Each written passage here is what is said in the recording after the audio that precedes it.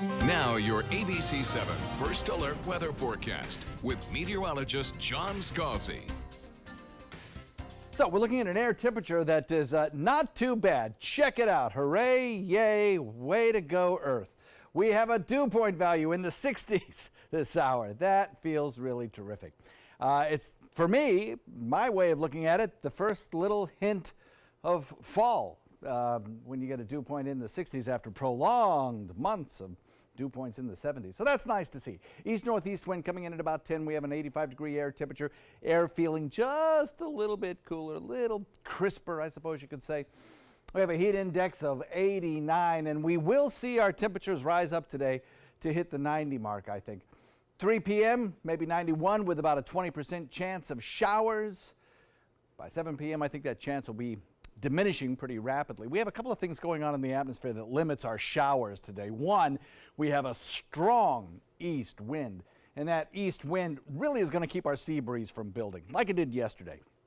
And without a sea breeze to clash into a general wind coming in the opposite direction, you don't get big towering clouds building in a peninsula, on a peninsula.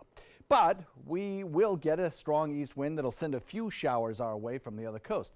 Also, some drier air in place means that a lot of these showers, as they make it across the spine of the state, start to kind of fall apart once they're removed from their Atlantic moisture source.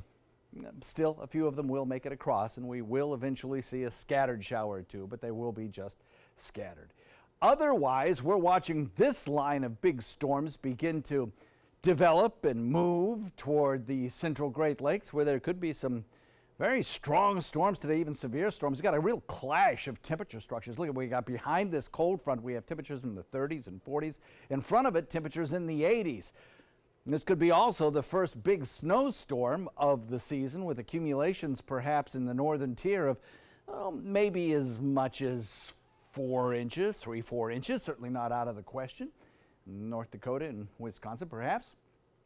Right now, we have a pretty good risk of severe weather, including some strong storms and tornadoes in parts of the northern tier, anywhere from Eau Claire, Wisconsin, all the way back to Traverse City, Michigan, and then up into the UP of Michigan. There's a good potential that a storm will be brewing that will become what we call a bomb, rapidly developing, intensifying, and moving off to the north and to the east, while we enjoy this big ridge of high pressure, which is not going anywhere. So none of the cold air I just talked about is going to make it far enough south because of this high pressure ridge anchored in. It provides us with the easterly wind flow and brings us sunny skies, a few afternoon clouds, warm temperatures, and not much in the way of showers.